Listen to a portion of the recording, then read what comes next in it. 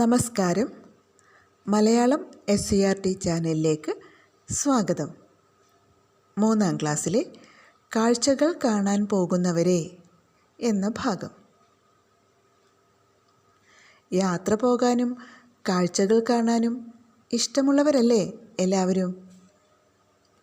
യാത്രയിലൂടെ കണ്ടും കേട്ടും അനുഭവിച്ചും ആസ്വദിച്ചും ധാരാളം അറിവുകൾ നമുക്ക് നേടാൻ കഴിയും. ഇവിടെ പാഠഭാഗത്ത് എന്താ പറയുന്നതെന്ന് നോക്കാം. കാഴ്ചകൾ കാണാൻ പോകുന്നവരെ, വീടിനകത്ത് ഒതുങ്ങിയിരുന്നാൽ എന്തറിയാനാണ്? വീടറിയാനും നാടറിയാനും പുറത്തിറങ്ങണം. വരൂ, നമുക്കൊരു യാത്ര പോകാം. ഹലോ ഗൈസ്, ഇങ്ങനെ കേൾക്കാറില്ലേ നിങ്ങൾ?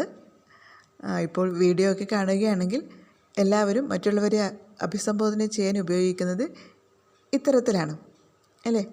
പ്രിയപ്പെട്ടവരെ എന്നൊക്കെ പറയുന്നതിനൊക്കെ പകരം ഹലോ ഗൈസ് എന്നൊക്കെയാണ് ഇപ്പോൾ എല്ലാവരും ഉപയോഗിക്കുന്നത്. ഹലോ ഗൈസ്, ഞാനിപ്പോൾ എവിടെയാണ് നിൽക്കുന്നതെന്നറിയാമോ? ഇതാണ് കേരള കലാമണ്ഡലം. വരൂ എൻ്റെ കൂടെ. നോക്കൂ, ഇതാണ് മഹാകവി വള്ളത്തോളിൻ്റെ പ്രതിമ. അദ്ദേഹമാണ് കേരള കലാമണ്ഡലത്തിൻ്റെ സ്ഥാപകൻ. തൊട്ടു വടക്കുവശത്തായി ഉയർന്ന കൊടിമരം കാണാം. അവിടെയാണ് കൂത്തമ്പലം. അതാ ദൂരെ നിന്ന് ചെണ്ടയുടെയും മദ്ദളത്തിൻ്റെയും ശബ്ദം കേൾക്കുന്നു. അതെ, അവിടെ കഥകളി പഠിപ്പിക്കുന്ന കളരികളാണ്. വരൂ, നമുക്ക് അങ്ങോട്ട് പോകാം. കഥകളി കളരികൾക്കപ്പുറം ഇനിയുമുണ്ട് ധാരാളം കാണാൻ. ഓരോന്നോരോന്നായി നമുക്ക് കാണാം. അപ്പോൾ ഇത് കലാമണ്ഡലത്തെക്കുറിച്ചുള്ള, കലാമണ്ഡലം എന്ന് കേട്ടിട്ടുണ്ടോ? എന്താണത്? എവിടെയാണത് സ്ഥിതി ചെയ്യുന്നത്? കലാമണ്ഡലം ഭാരതത്തിലെ, പ്രത്യേകിച്ച് കേരളത്തിലെ കലാരൂപങ്ങൾ പഠിപ്പിക്കുന്ന കലാലയമാണ് കലാമണ്ഡലം അല്ലേ? തൃശ്ശൂർ ജില്ലയിലെ ചെറുതുരുത്തിയിൽ ഭാരതപ്പുഴയുടെ തീരത്താണ് കലാമണ്ഡലം സ്ഥിതി ചെയ്യുന്നത്. അപ്പോൾ അതിനെ പരിചയപ്പെടുത്തുന്ന തരത്തിലുള്ള ഒരു വിവരണമാണ് ഈ ഭാഗം. നമുക്ക് വായിക്കാൻ മാത്രം പറ്റുന്നതാണല്ലേ ഇത്. നേരിട്ട് കാണുകയും ഈ വിവരണം പറയുകയും ചെയ്യുകയാണെങ്കിലോ കുറച്ചുകൂടി വ്യക്തമായിട്ട് നമുക്കതിനെക്കുറിച്ച് മനസ്സിലാക്കാൻ പറ്റും അല്ലേ? അതുപോലുള്ള വീഡിയോ നിങ്ങൾക്ക് തയ്യാറാക്കാമോ? തയ്യാറാക്കണം കേട്ടോ. ആദ്യം നമുക്ക് ഈ വീഡിയോ എങ്ങനെ തയ്യാറാക്കാമെന്ന് നോക്കാം. എന്താ പറയുന്നത് നോക്കൂ. ഞാനിപ്പോൾ എവിടെയാണ് നിൽക്കുന്നതെന്ന് അറിയാമോ? എവിടെയാണ് നിൽക്കുന്നതെന്നാണ് പറയുന്നത്? കേരള കലാമണ്ഡലം. വരൂ എൻ്റെ കൂടെ. കേരള കലാമണ്ഡലമാണ് കാണിച്ചു കൊടുക്കുന്നത്. അപ്പോൾ ഇതാണ് കേരള കലാമണ്ഡലം. നോക്കൂ, ഇതാണ് കേരള കലാമണ്ഡലം. കണ്ടോ? അതിൻ്റെ മുന്നിൽ നോക്കൂ, ഇതാണ് മഹാകവി വള്ളത്തോളിൻ്റെ പ്രതിമ അല്ലേ? ഇതാണ് മഹാകവി വള്ളത്തോളിൻ്റെ പ്രതിമ. വള്ളത്തോൾ ആരാണ്? കവിയാണല്ലേ. എന്തിനാണ് അദ്ദേഹത്തിൻ്റെ പ്രതിമ അവിടെ സ്ഥാപിച്ചിട്ടുള്ളത്?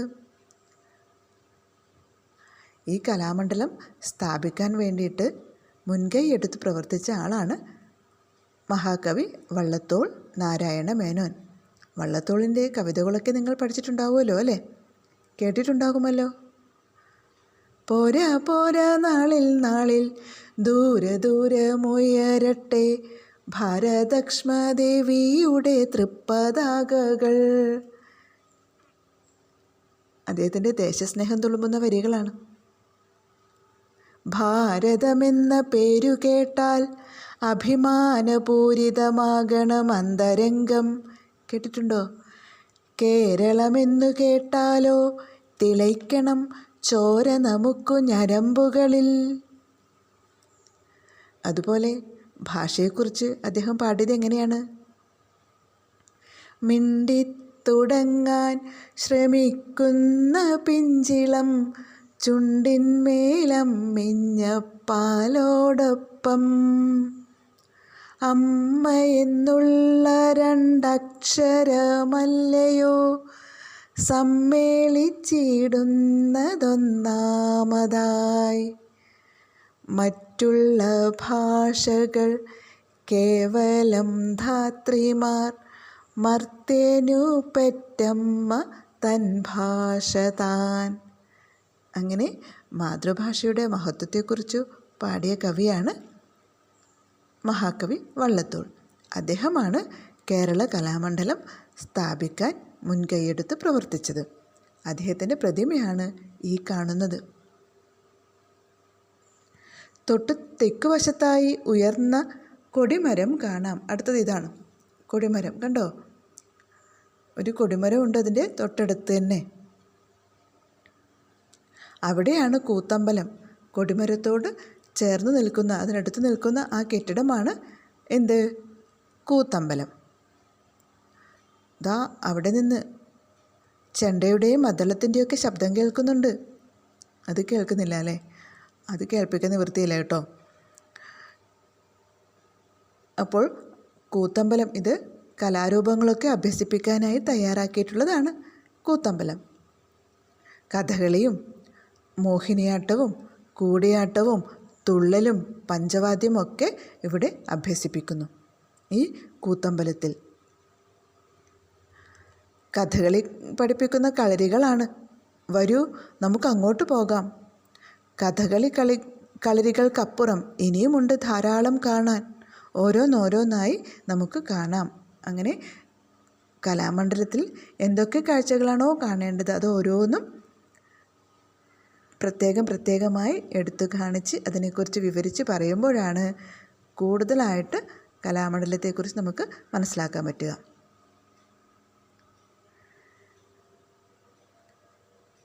ഇനി നിങ്ങൾ ചെയ്യേണ്ടത് എന്താണ്? ഇവിടെ താഴെ കൊടുത്തിരിക്കുന്ന പ്രവർത്തനം നോക്കാം. ഇവിടെ നാം കാണുന്ന കാഴ്ചകളെ മറ്റുള്ളവർക്ക് കൂടി കണ്ടറിയത്തക്ക വിധം അവതരിപ്പിക്കുന്ന ഹോം ടൂർ വീഡിയോകൾ നിങ്ങൾ കണ്ടിട്ടില്ലേ? ഒരു ഹോം ടൂർ വീഡിയോ കണ്ടിട്ട് എഴുതിയതാണിത്. മുതിർന്നവരുടെ സഹായത്തോടുകൂടി നിങ്ങളും ഒരു ഹോം ടൂർ വീഡിയോ നിർമ്മിക്കൂ.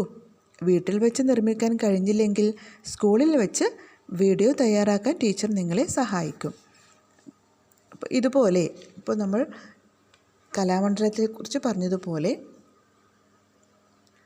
നിങ്ങളുടെ വീടും പരിസരവും, അതായത് വീട്ടിനുള്ളിലെ ഓരോ ഭാഗവും നിങ്ങളുടെ പഠനമുറിയൊക്കെ പ്രത്യേകിച്ച് ഉൾപ്പെടുത്തിയിട്ടുള്ള ഒരു വീഡിയോ തയ്യാറാക്കണം.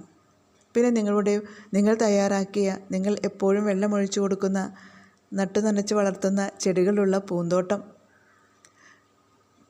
പൂച്ചെടികൾ, അവയുടെയൊക്കെ പ്രത്യേകതകൾ, നിങ്ങളുടെ വളർത്തുമൃഗങ്ങൾ, അങ്ങനെ എല്ലാം നിങ്ങൾക്ക് മറ്റുള്ളവർക്ക് പരിചയപ്പെടുത്തി കൊടുക്കുന്ന തരത്തിൽ വീഡിയോ തയ്യാറാക്കാം. അപ്പോൾ നിങ്ങൾ കാണിച്ചു കൊടുക്കുന്നതും അതിനെക്കുറിച്ചുള്ള വിവരണവും കേട്ടിട്ട് അതിന് വ്യക്തമായ ഒരു ധാരണ അതിനെക്കുറിച്ച് ലഭിക്കണം അത് വീഡിയോ കാണുന്നവർക്ക്. അപ്പോൾ വീട്ടിലെല്ലാവരുടെ കയ്യിലും സ്മാർട്ട് ഫോൺ ഉണ്ടാവുമല്ലോ, അതുപയോഗിച്ച് വീഡിയോ തയ്യാറാക്കണം. ഓരോ കാഴ്ചകളും വിശദമായി വിവരിക്കണം. ആവശ്യമായ നിർത്തലുകൾ വേണം. പറയുന്നതിനിടയിൽ എവിടെയൊക്കെ ഫുൾ സ്റ്റോപ്പ് വേണമോ അങ്ങനെ നിർത്തി വേണം പറയാൻ. പിന്നെ നല്ല ഉച്ചാരണമായിരിക്കണം, നല്ല ഭാഷ ഉപയോഗിക്കണം സംസാരിക്കാൻ വേണ്ടിയിട്ട്. പിന്നെയോ ശബ്ദ നിയന്ത്രണം ആവശ്യമാണ്. ഇപ്പോൾ കാഴ്ചയുടെ സ്വഭാവത്തിനനുസരിച്ച് പറച്ചിലിനും വ്യത്യാസമുണ്ടായിരിക്കും. അതായത് ഇപ്പോൾ നല്ല രസകരമായ സംഭവമൊക്കെ ആണെങ്കിൽ തമാശ കലർത്തിയിട്ടൊക്കെ പറയാലോ.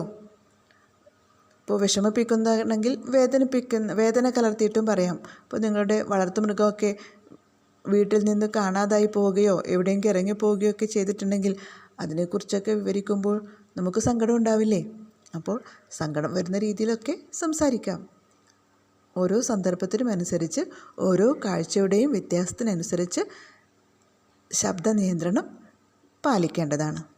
അപ്പോഴാണ് വീഡിയോ ആകർഷകമാവുക. എല്ലാവരും തയ്യാറാക്കുമല്ലോ. ഇനി അടുത്ത പാഠവുമായി അടുത്ത ക്ലാസ്സിൽ കാണാം.